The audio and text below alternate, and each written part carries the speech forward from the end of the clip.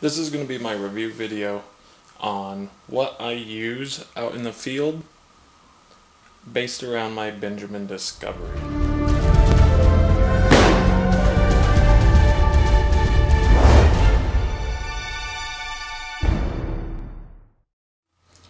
This is my Benjamin Discovery.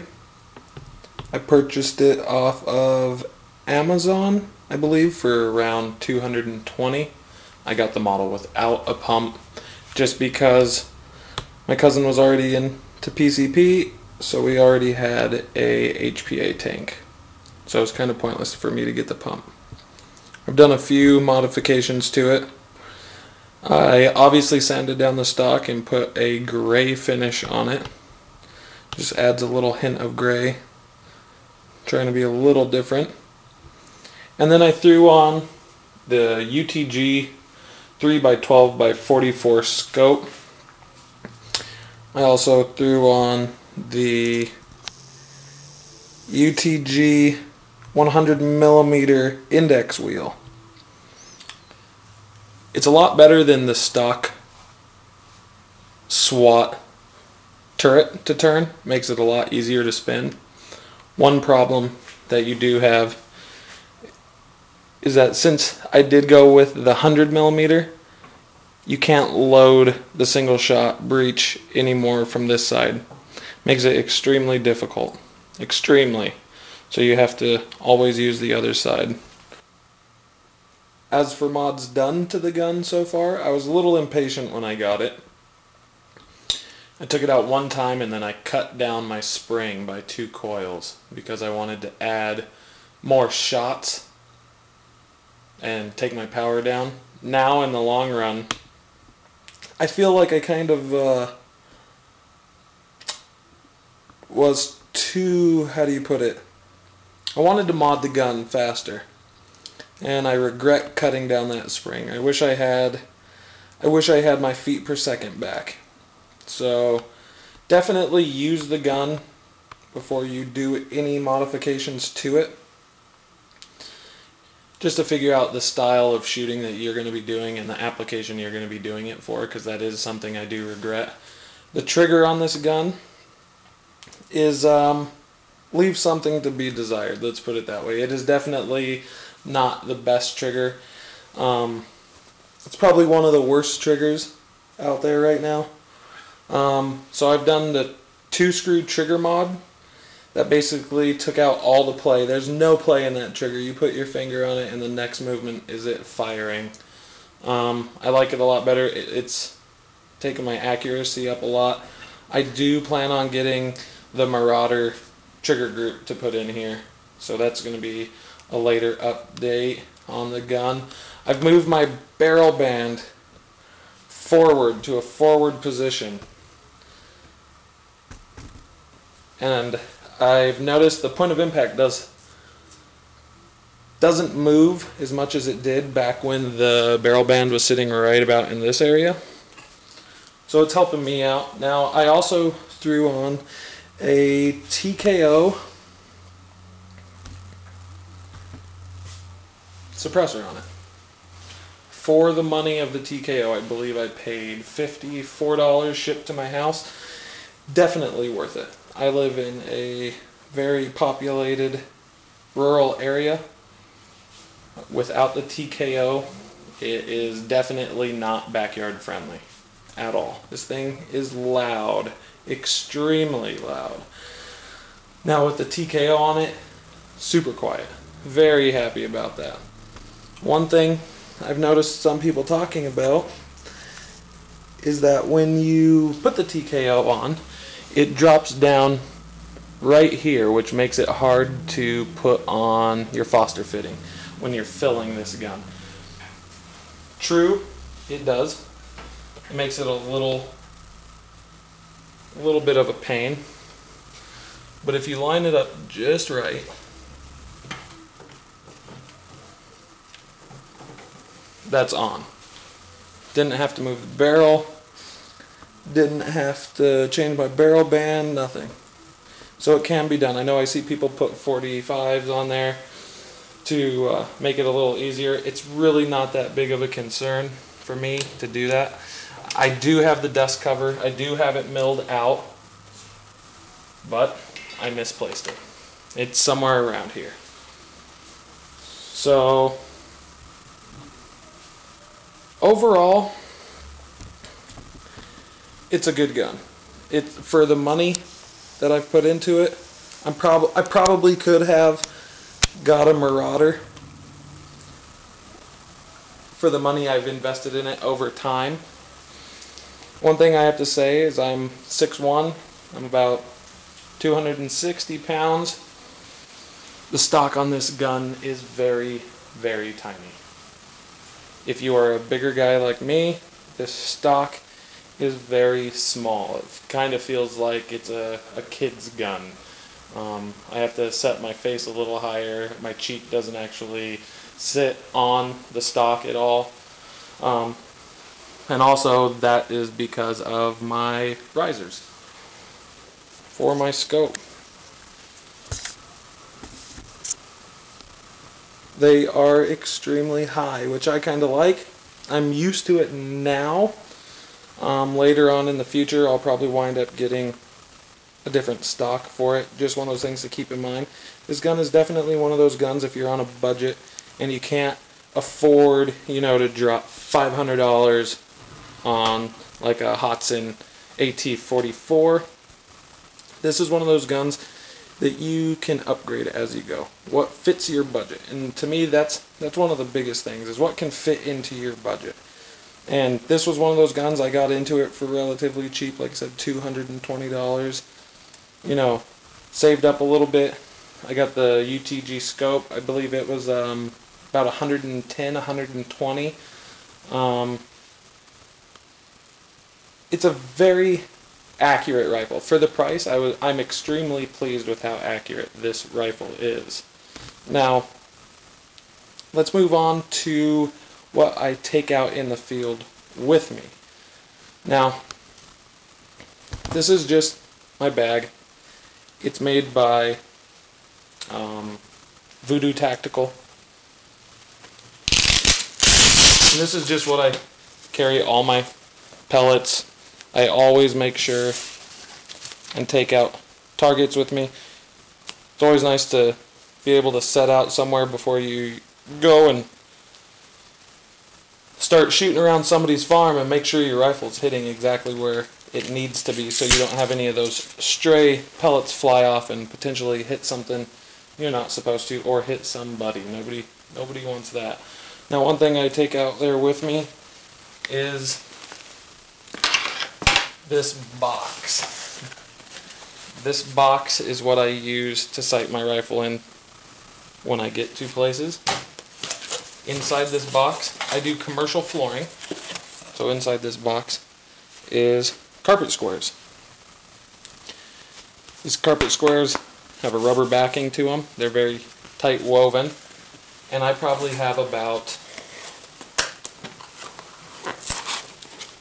20 different sheets in here of those. And I'll tell you this, I have never gone past 4. 4 of those carpet squares is where it seems to stop all of the pellets out of my Discovery, out of my Hotson AT-44. It stops everything. It's very nice to have that. What else I take with me? This is the box for that UTG scope. This scope, by far, for the price, is extremely nice. Has locking turrets. It's one of the nicer low-end scopes. Before I went to this UTG, I was using a Centerpoint. This is $70 Walmart Center. This is a Survive Air HPA tank. I got this off of eBay. Actually, my cousin got this off of eBay for $100. It came Viz tested, hydro tested. So for $100 off of eBay, this is definitely an amazing deal. Now, the gauge that I have on this is sold by airtanksforsale.com. And I believe this is right around, with the hose and everything, it's right around $170. Again, it's an investment. But now that we own this, don't have to worry about purchasing another one for some time. Now, one thing I've recently been using, and I've looked at and seen it on other channels, is the Primos trigger sticks. These things are fantastic. I wish I would have had these a long time ago. Luckily, I have a good friend, Jim, who's letting me use these for now. But I will definitely be purchasing a set of my own. These are the tall version. I recommend getting the tall over the shorts just because you can do anything the small one can do with this one. There's no point in really getting the smaller application sticks. Now, pellet wise, with my Discovery. So here's the thing with the Discovery. I have yet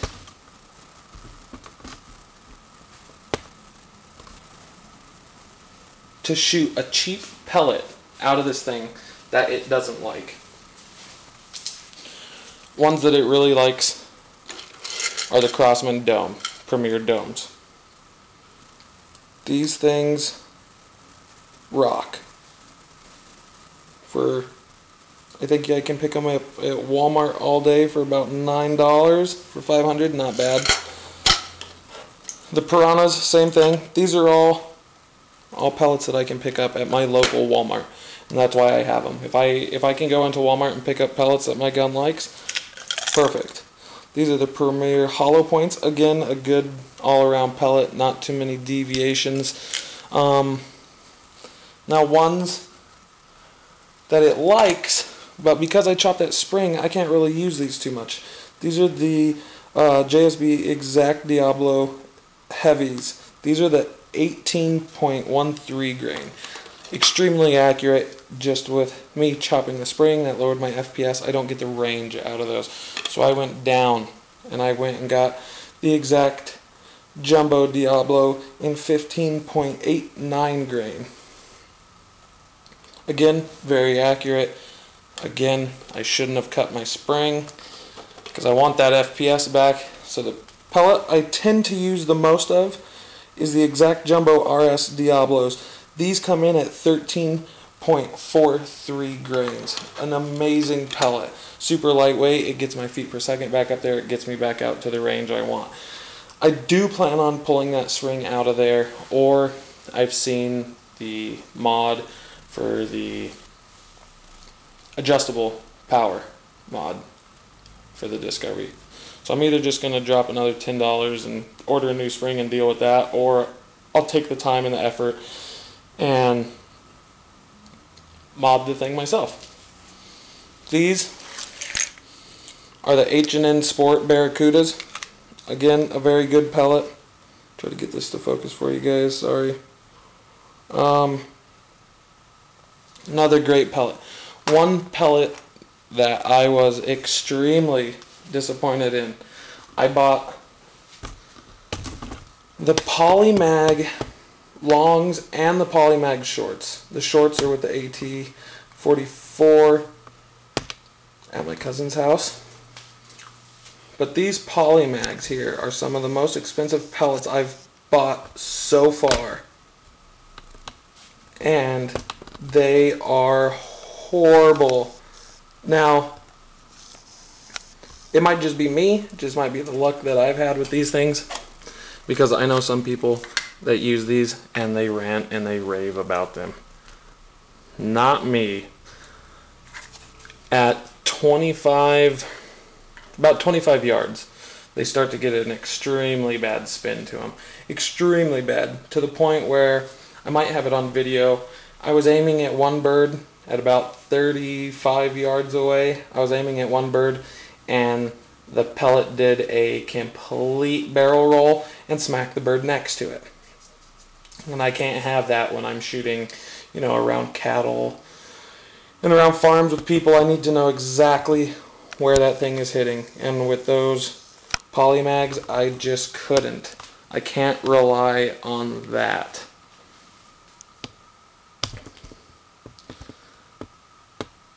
Now, like I said about the scope is a very good scope. It is something that I should have bought a lot sooner. I shouldn't have wasted my money on that center point at the beginning, but like I said, it got me shooting. The thing with this scope, I don't know if it's just me, the way my eyes view it, it is very weird if you're shooting towards the sun.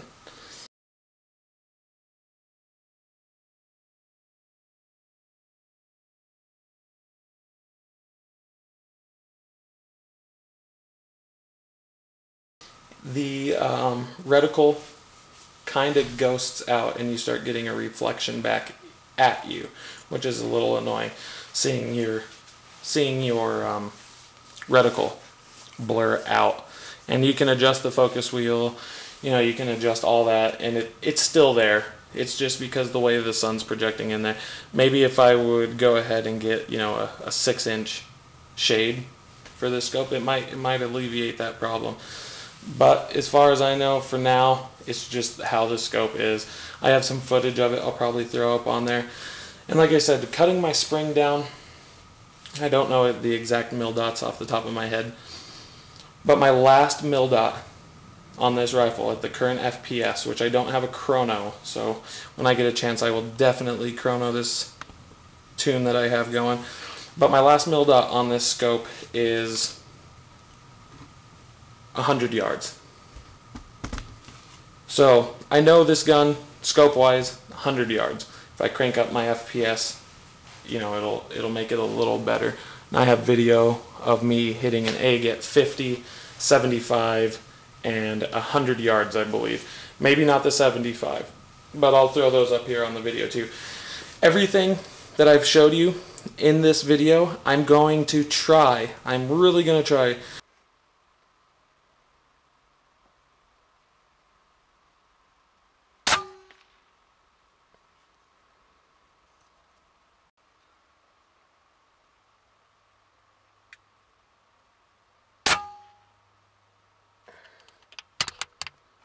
Getting close.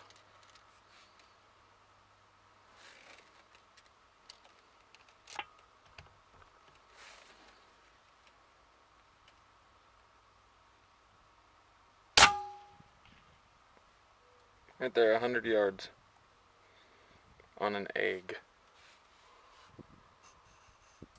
To post a link to it, especially on that HPA tank. $100 on eBay. It comes viz tested. It comes hydroed. It's an amazing deal for $100. So I'm definitely going to try to get that out there to you guys. Please remember to like, subscribe, share the video. Anything you guys want to see in the future, shoot me a comment. Tell me. I'm currently always going out to farms. I have a few places around my house.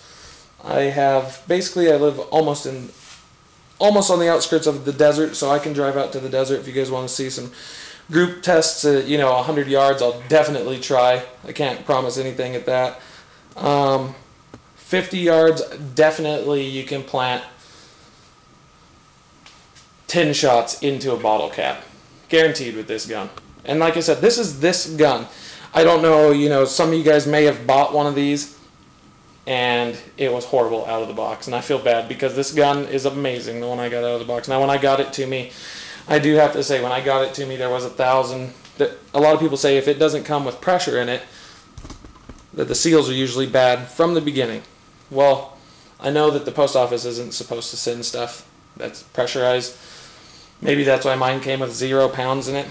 But when I first filled this thing, I had a leak. And it was pretty bad. I could empty, it would sit here and drain itself in an hour from 2,000 PSI down to 0 in about an hour. So that's a pretty bad leak. So I took off